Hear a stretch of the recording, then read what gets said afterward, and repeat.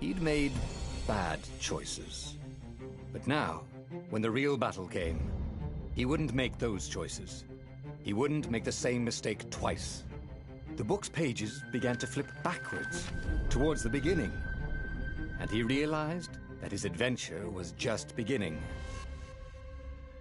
The clouds parted over the Isles of Boreas. It was time to choose. The rebellion was in trouble. Ravens were scouting for the secret rebel base. They needed a game changer. Pieces of the Sky Ripper had surfaced. Or so a scholar in the mountains had told him. Surely the weapon that banished the lost gods could defeat the Emperor. Also, a temple had risen out of empty desert. The Emperor had brought the Sky Ripper pieces up out of ancient burial by his obscene rituals. Could this be where the Iblis Stone was hidden? Someone better get it before he does, thought Renato. On the other hand, his old friend Lapino needed rescuing. Lapino was no game changer, but could Renato really leave an old friend to the Ravens?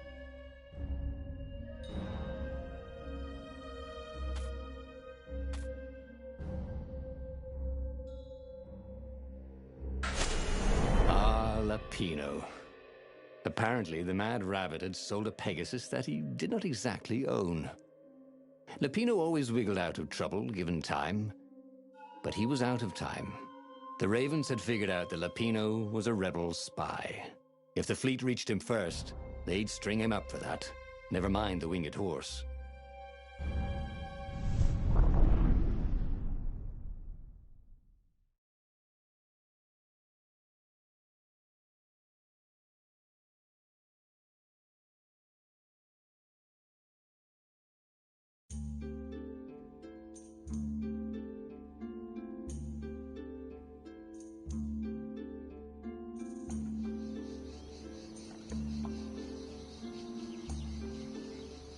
Lapino had apparently managed to confuse the judge by arguing that he hadn't actually stolen a winged horse. He'd only sold it. But where was the prison? The village was empty. Had everybody fled the Ravens?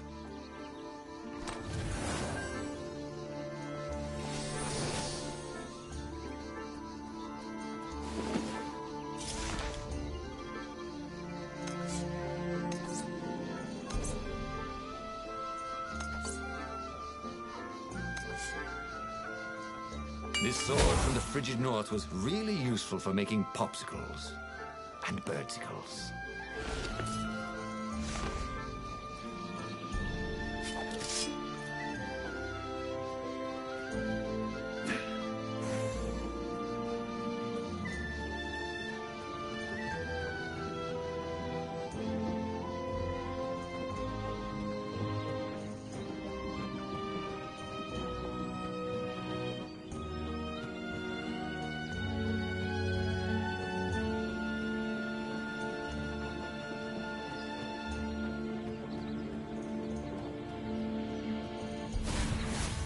The Ravens had taken the town. Renato had seen villages emptied like this. All the people taken away to be sacrificed in the Emperor's secret rituals. Renato hoped the people were just hiding.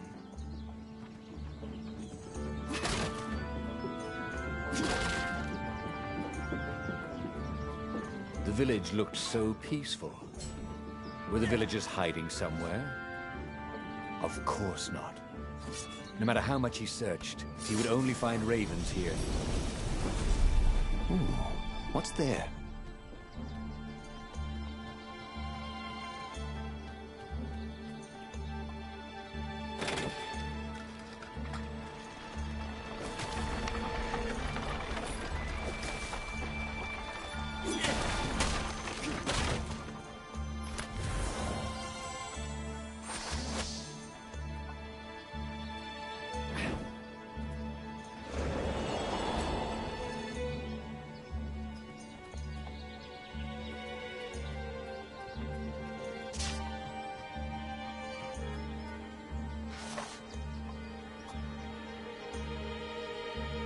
Nice. That could be useful.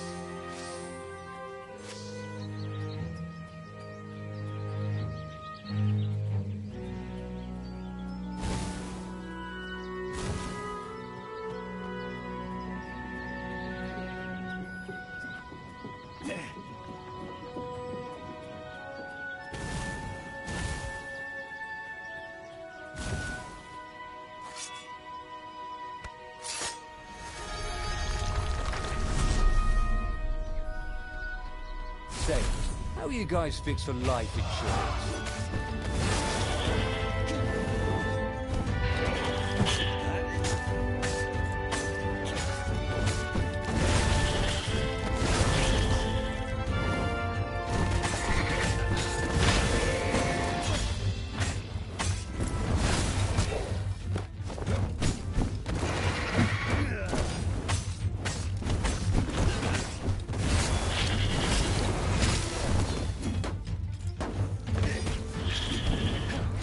Can I borrow that?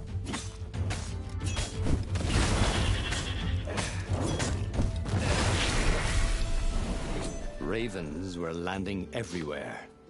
The advance guard. He'd better get moving. If they got to Lupino first, they'd eat him for breakfast. Or a snack. Ravens weren't picky. If they got hungry, they sometimes forgot to interrogate their prisoners. Even top spies like Lupino. Where had the Mad Rabbit got to? It wasn't his fault. They looked so breakable.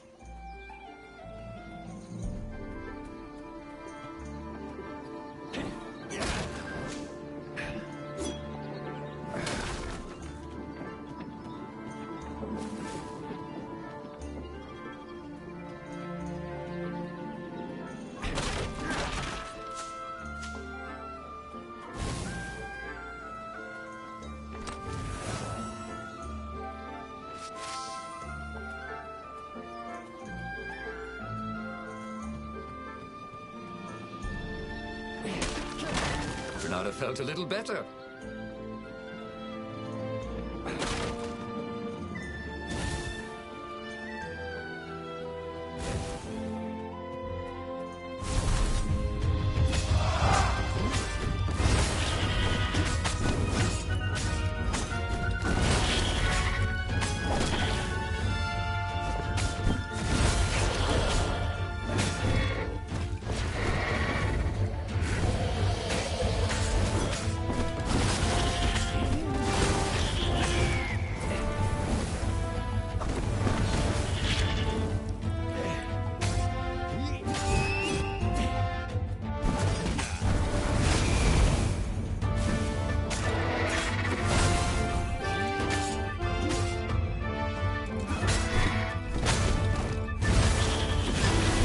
Get your blood pumping like a bit of killing.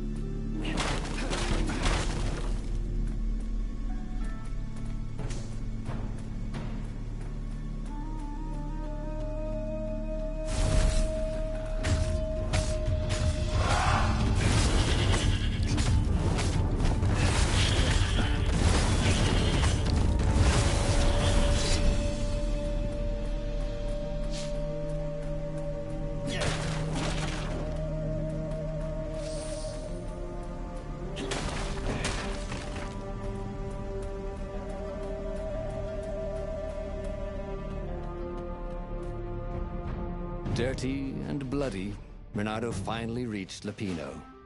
The rabbit was practicing his shuffle. Bernardo recognized the cards. It was Lupino's favorite deck. Oh, I thought you were in danger. I am. The Ravens are coming. Oh, the prison thing. Right, yeah, we see this guard owed me 53 ducats, so we made a deal. They're very reasonable people, actually, for weasels. Now, I got a brilliant plan to kidnap Zenobia. We capture Zenobia, we find out what she knows, and that's the whole war right there. Easy peasy, lemon squeezy. Capture the Emperor's greatest general, who happened to also be a deadly sorcerer, and, oh, his only daughter? That would be worth it. And it would be nice to see her. He'd always had a soft spot for her. And, he felt sure, she had one for him. On the other hand, he could still get to the core of the Sky Ripper. Even if he couldn't get the whole thing, it must have great power. Zenobia wasn't just the Emperor's daughter, of course. She'd been Renado's best friend in Sword Fu school. And you're still mad for her, the rabbit reminded him. The rabbit had a point, and Renato had a feeling she'd want to see him again. Who knows what could happen between the two of them this time around? She knows all his plans, chuckled the master spy. She won't give them up easily. She'll tell the interrogators, all right, said Lapino. Taking her would change the game, all right.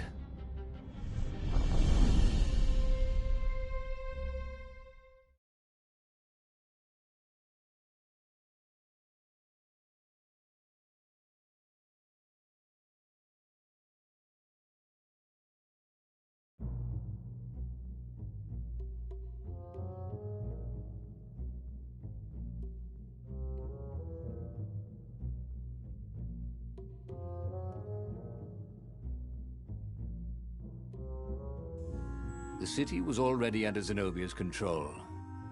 I had to admire her efficiency. Renato shivered at the thought of Zenobia at the mercy of the interrogators. Could he really turn her over to them? But this was war. It wasn't meant to be pretty.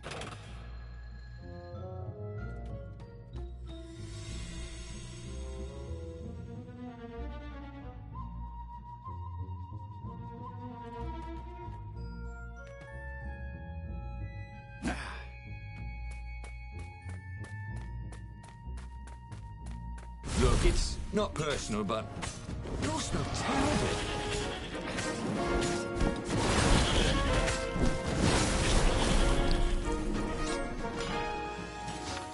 Yeah.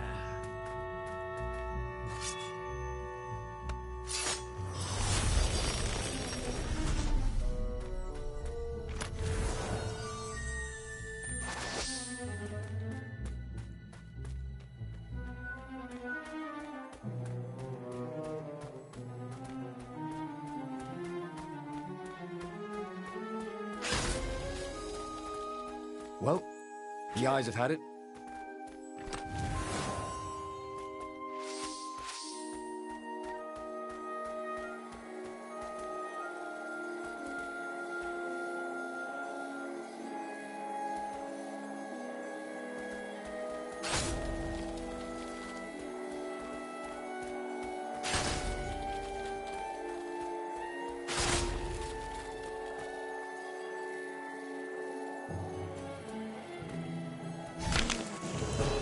Renato did not feel well.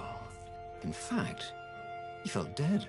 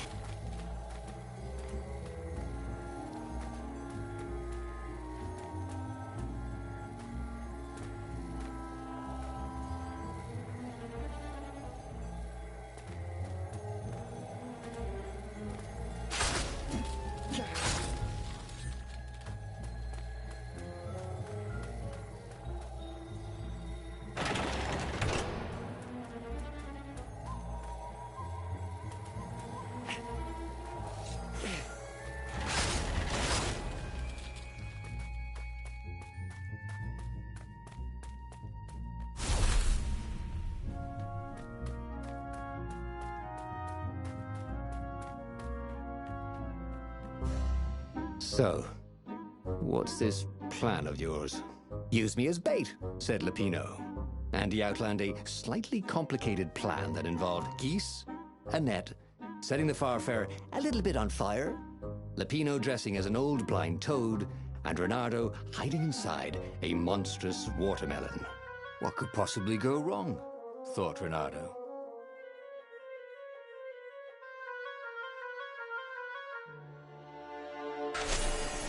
Oh, this is gonna be fun, said Lapino, as he ran to go set up his marvelous plan. Hey! Hey, a workbench! He could try out his new bling.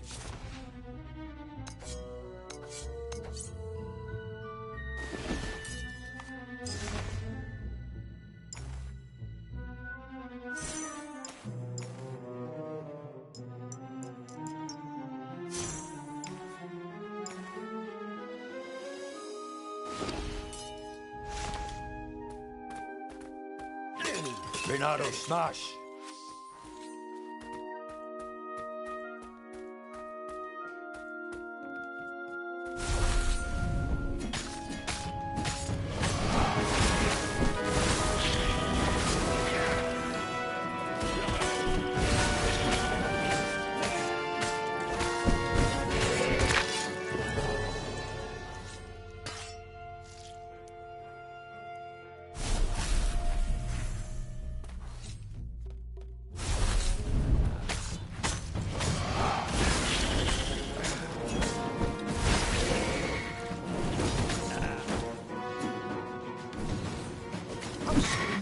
Was that your shield?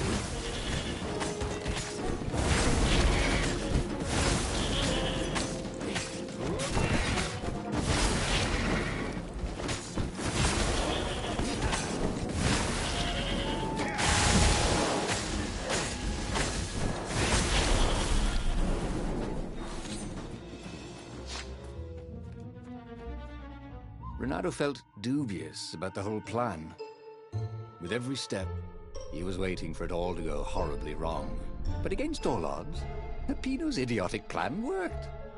Zenobia's ravens ran off after the geese, the net dropped, and Reynardo jumped out of the watermelon and put his sword to Zenobia's throat. Reynardo, she said. Are those new scars? They look good on you. You never returned my velvet jacket. It was my favorite. You look stupid in velvet. Ah, what does an imperial princess know about style? Ah, get a room, you two, said Leppino, probably sensing the chemistry. But the fleet was coming on fast, so they took Zenobia east, over the Nexus. She'd vanished from Swordfu School, from his life, without even saying goodbye, without ever telling him she was the Emperor's adopted daughter. Reynardo was aware of her feelings. Maybe this was a bad idea, but was he letting his own feelings get the better of him? Listen, said Reynardo. Let's not do this. Let's not do what? Asked Zenobia. Look, you're the Emperor's right hand. You are going to have me interrogated, she said. Sure, yeah, but then I remembered how you feel about me. How I feel about you? You were going to have me interrogated, but I didn't.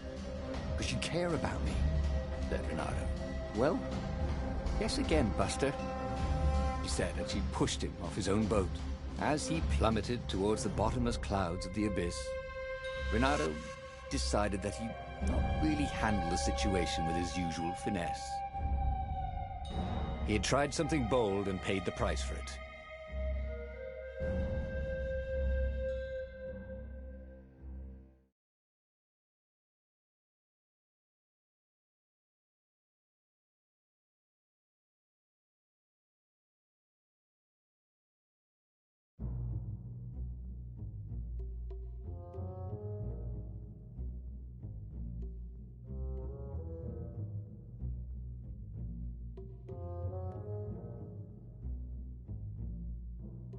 The city was already under Zenobia's control. I had to admire her efficiency. Reynardo shivered at the thought of Zenobia at the mercy of the interrogators. Could he really turn her over to them? But this was war. It wasn't meant to be pretty.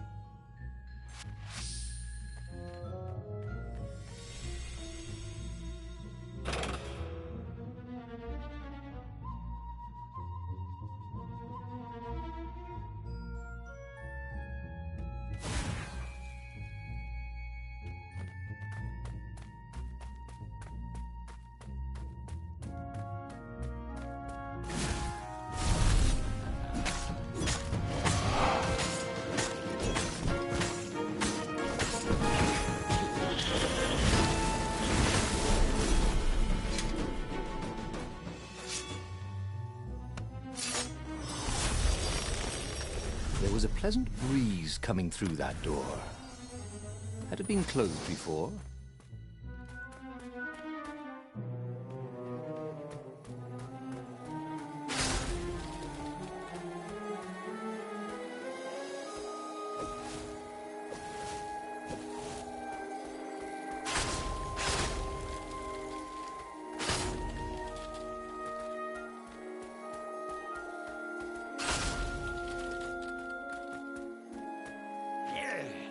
When I build my castle, thought Renato, all my gates are going to open with buttons, and all the levers will drop rocks at your head.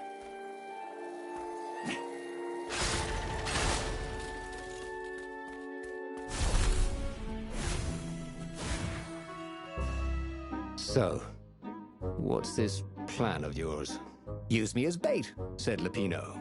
And he outlined a slightly complicated plan that involved geese, a net, setting the Farfarer a little bit on fire, Lupino dressing as an old blind toad, and Renato hiding inside a monstrous watermelon.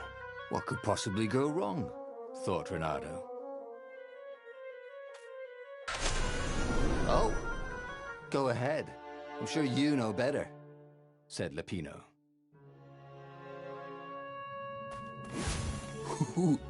Ooh, a workbench. Did he have any jewels he hadn't tried out? He had.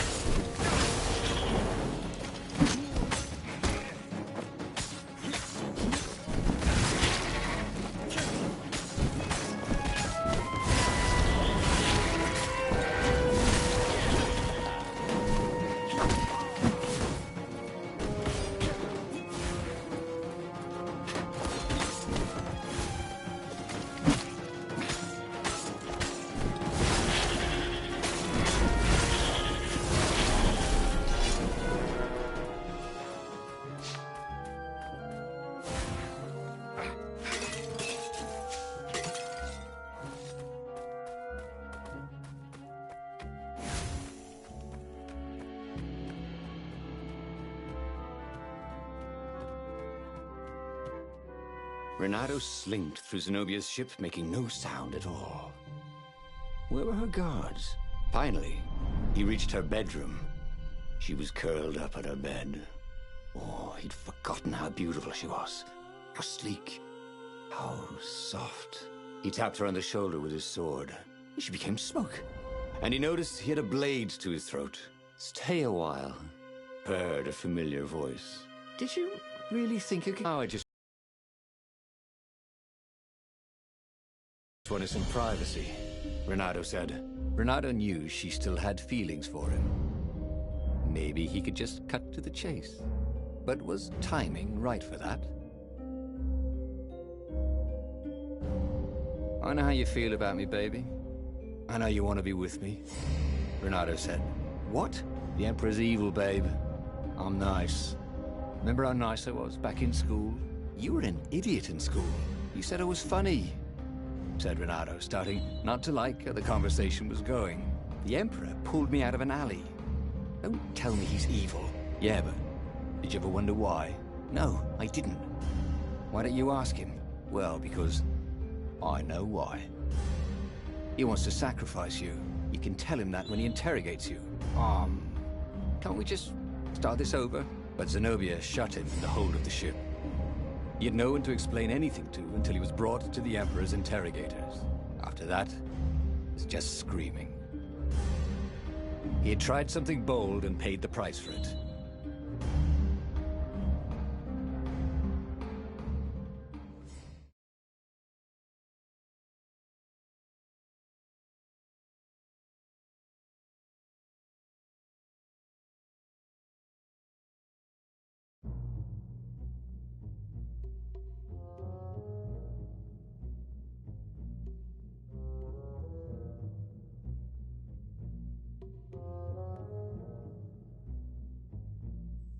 The city was already under Zenobia's control.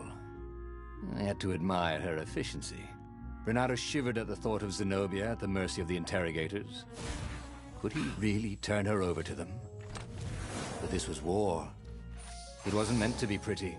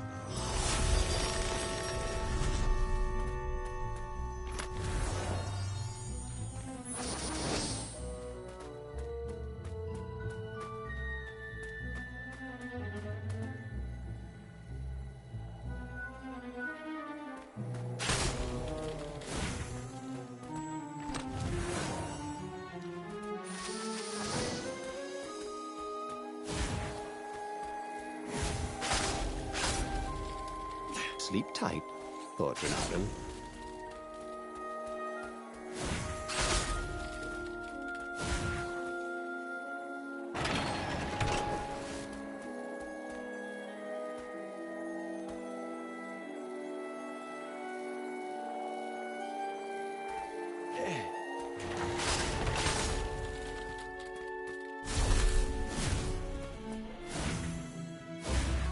So, what's this plan of yours? Use me as bait, said Lupino. And he outlined a slightly complicated plan that involved geese, a net, setting the Farfarer a little bit on fire, Lupino dressing as an old blind toad, and Reynardo hiding inside a monstrous watermelon. What could possibly go wrong? Thought Reynardo. Oh, this is gonna be fun, said Lupino, as he ran to go set up his marvelous plan.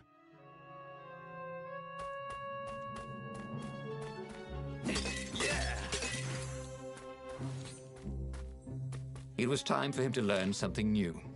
He felt bad for people who had to study.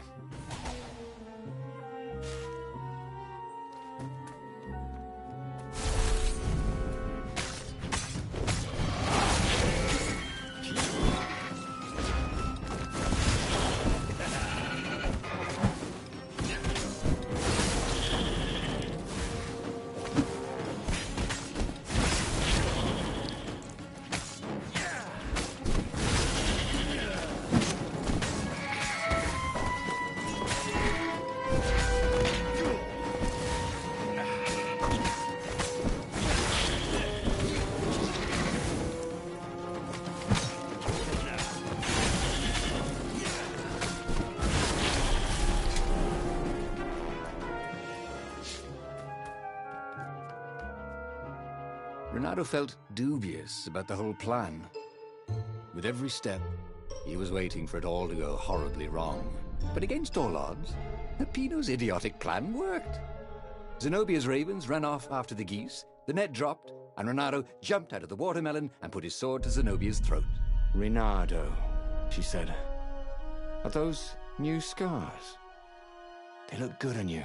You never returned my velvet jacket. It was my favorite. You look stupid in velvet. Ah, what does an imperial princess know about style? Ah, get a room, you two, said Lupino, probably sensing the chemistry. But the fleet was coming on fast, so they took Zenobia east, over the Nexus. She'd vanished from Swordfu School, from his life, without even saying goodbye, without ever telling him she was the Emperor's adopted daughter. Reynardo was aware of her feelings. Maybe this was a bad idea, but was he letting his own feelings get the better of him? Ah, Lupino was right, Reynardo thought reluctantly. She knows things. She recognized his look. You're taking me to the interrogators, aren't you? She said, wide-eyed. And then she jumped, with horror. Reynardo saw Zenobia plummeting. Then he saw the Nexus below them. Cats always land on their feet. Ah, she'll head for the Imperial outpost, yelled Lupino. You have to catch her.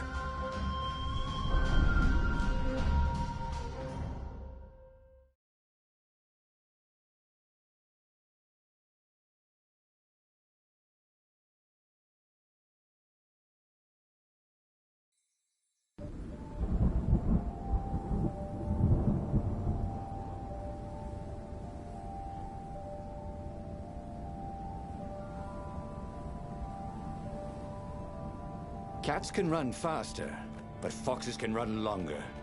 If he ran, he could head her off before she reached her minions at the outpost. Well, he did love a good chase.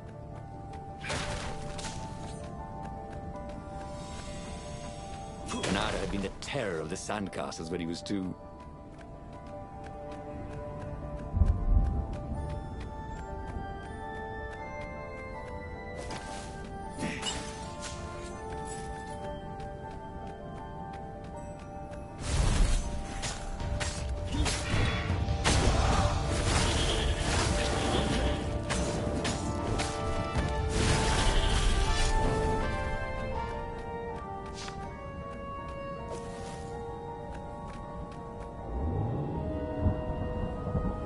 There was an inscription on the platform.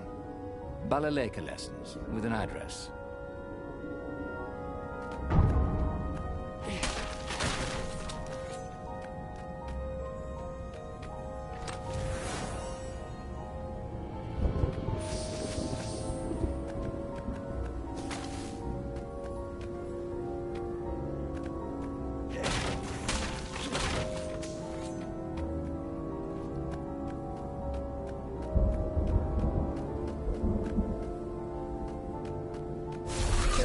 Kill the rebel!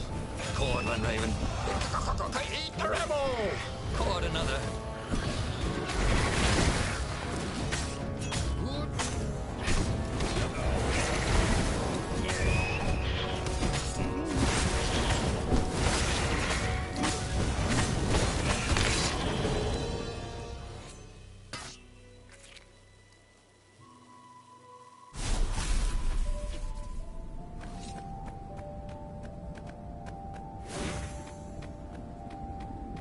Oh, hey.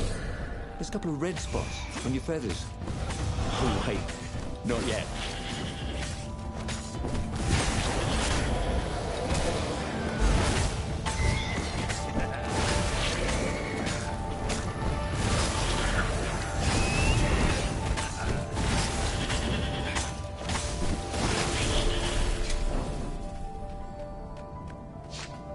He was closing on her.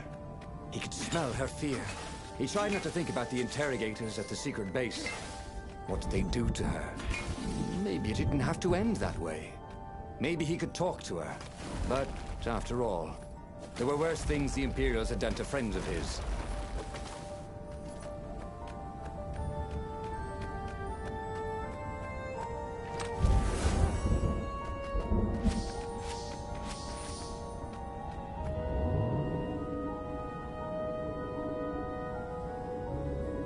How could he have let her escape? Why hadn't he shackled her? Bernardo wasn't used to being on this side of the whole prisoner-jailer thing.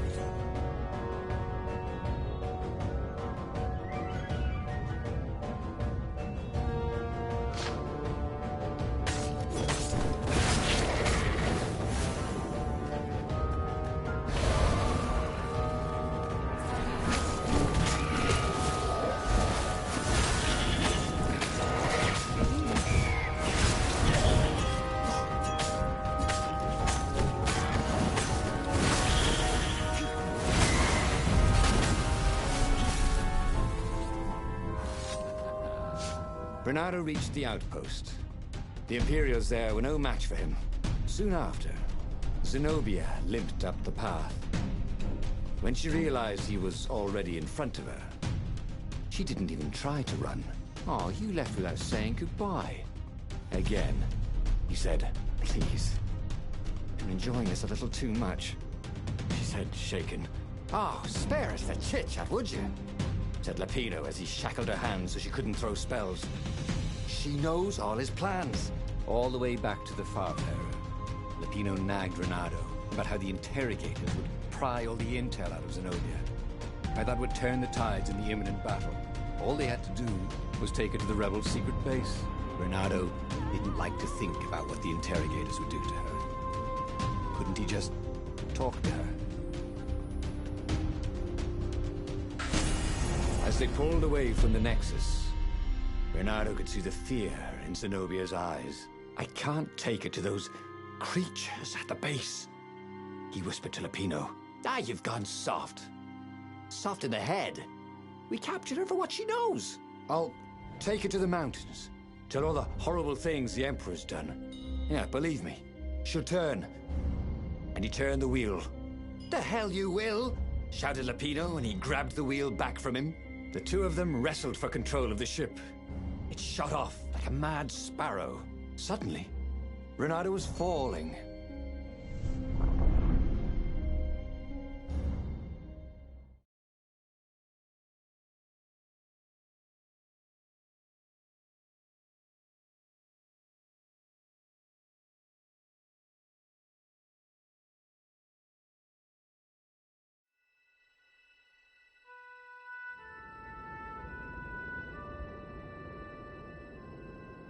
When he came to, Zenobia was standing over him. "Why didn't you take me to the base to be interrogated?" she demanded. "Do you know what's left of people they interrogate? This is some trick, isn't it? To make me fall for you again. Well, I won't. Oh, go on then. Scurry back to your ravens. I can't stop you." But strangely, she didn't. As Renato set off to find the Farfarer, she followed him, keeping just out of sight of the ravens.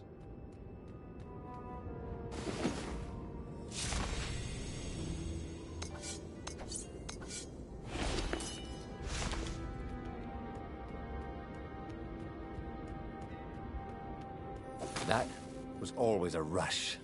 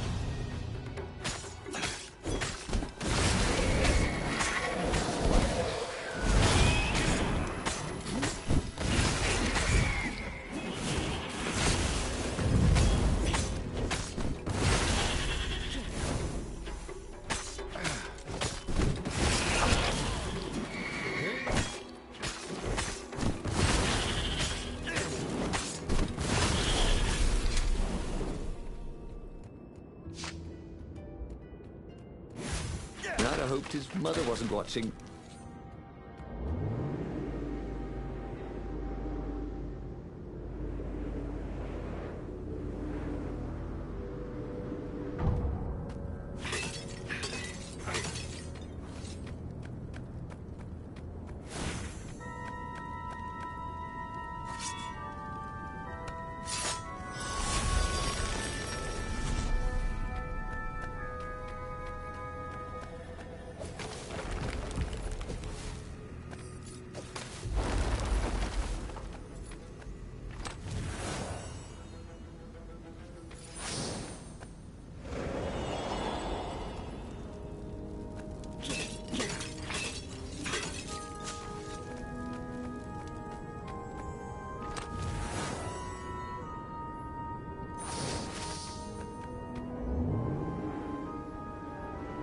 What did you do if one of these platforms stalled?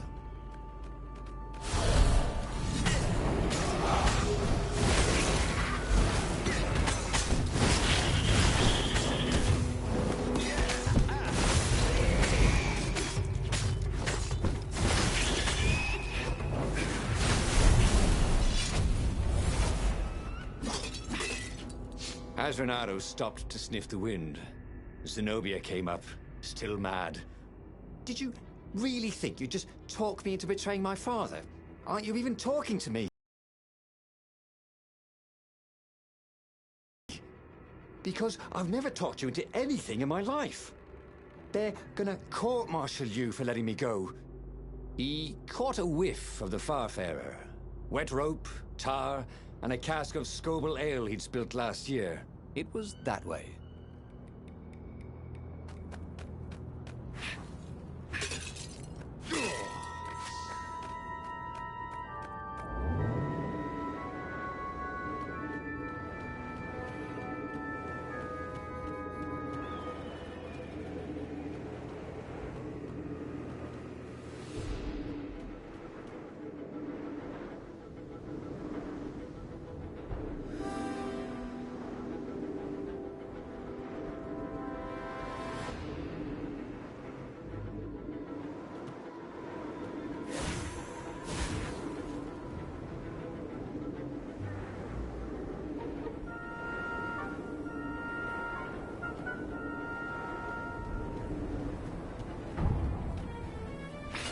Renato wondered if he should have taken Zenobia to the rebel base for real. Maybe she wasn't playing him after all. After the bleak talk about the Emperor's dark secrets, he was regretting his suspicions.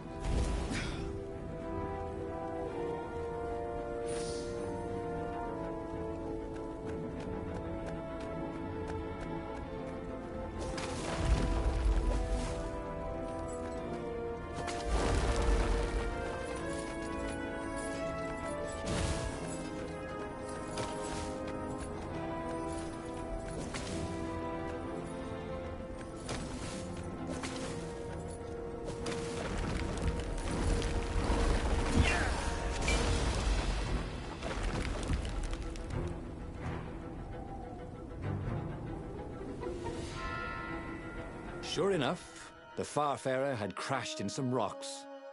There was no sign of Lupino. Zenobia caught up. All that kid stuff in Swordfu School. Look, that's the past. We're adults now. We have duties to other people. We have destinies. What are you talking about? And you are the most arrogant, slow-witted, light-fingered, mercenary, immoral, reckless. Run away with me, said Renato, and he realized he meant it. What? Just like that? She demanded. I will, if you will. So she kissed him. And it was the best kiss he'd ever had. They held hands as they boarded the Farfarer. Renato felt light-hearted, like the winds that were playing the rigging like a balalaika. But Lupino, I need to get back to Lupino, he said, suddenly realizing he could have been captured. A prisoner. He's not. How'd you know? He saw something in her eyes he didn't understand. He fell, didn't he? Into the abyss. She looked away, wouldn't answer. But then a bolt smashed through the Farfarer's keel. The broken ship plummeted out of the clouds.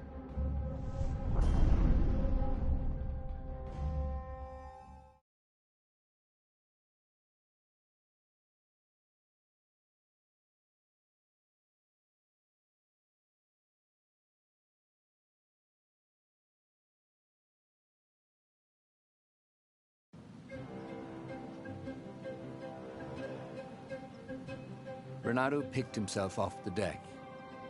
They were alive. We have to get to my private ship, she said. Do you trust me? I guess I must, he said. You go on ahead. Clear the path, she said. I can't kill my own soldiers. He wanted to say that he didn't trust her, that he had no idea what he was getting into. But he had no choice, did he? He was following his heart. That's what it means to be a hero. You had to follow your heart.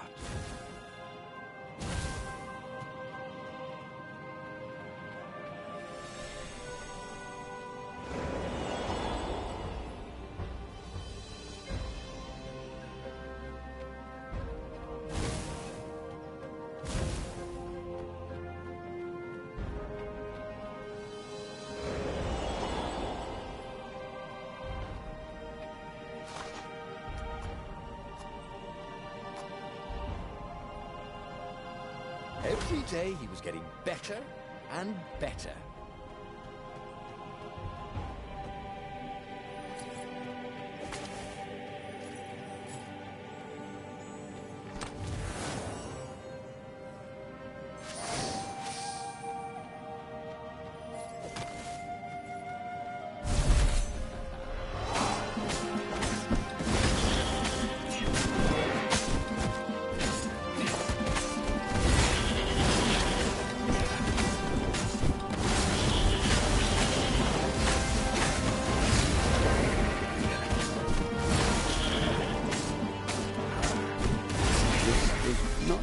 Spectacularly well, thought Renato.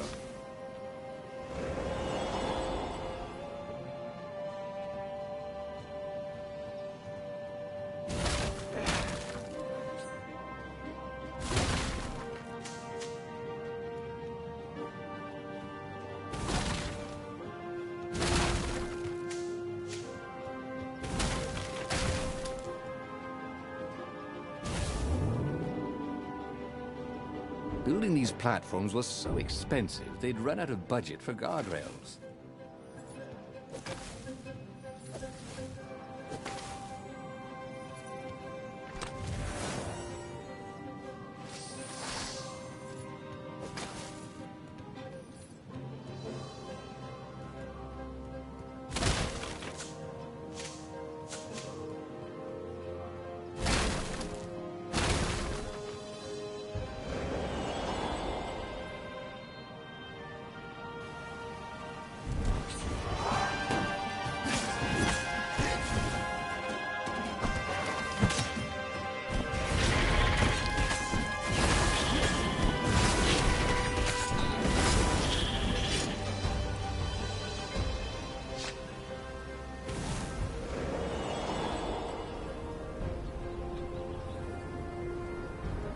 Hoped his hook didn't break.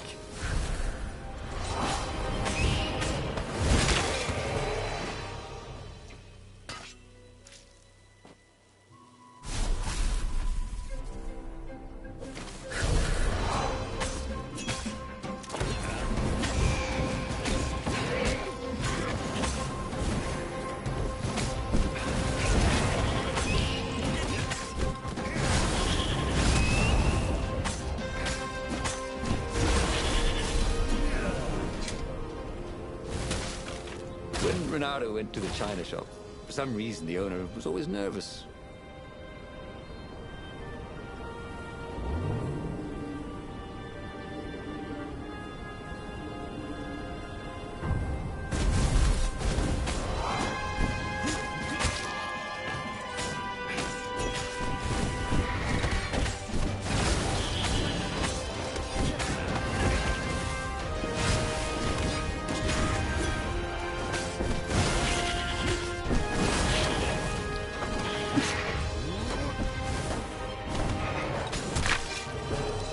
That could have gone better, thought Renato as he died.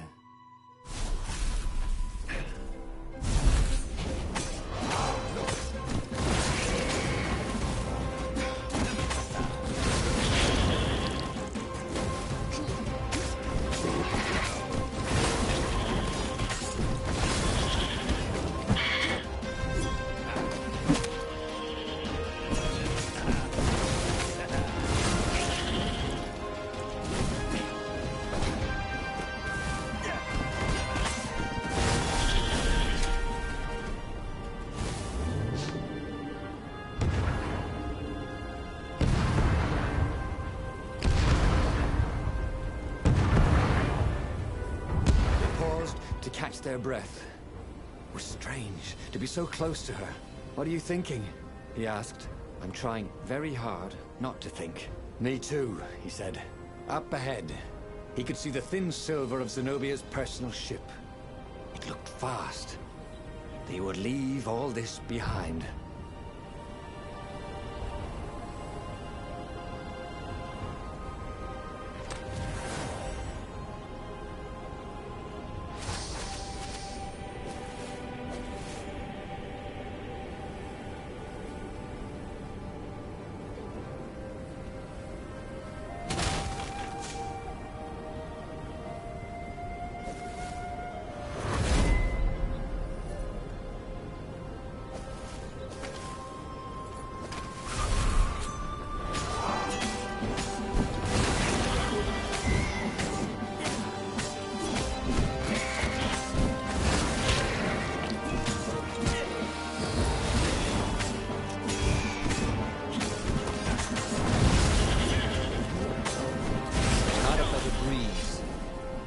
Through his armor. Oh dear, that wasn't good.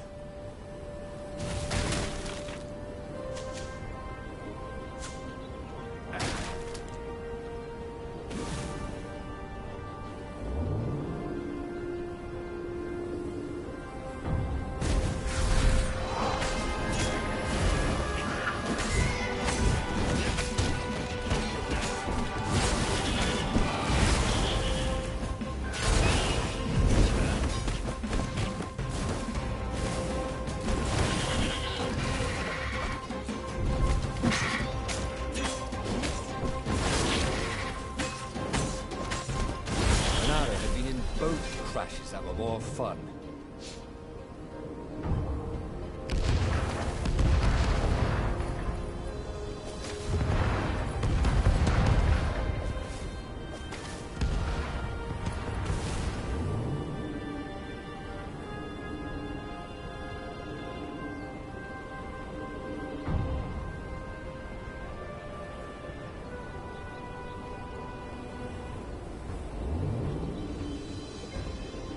It was a bit windy up here.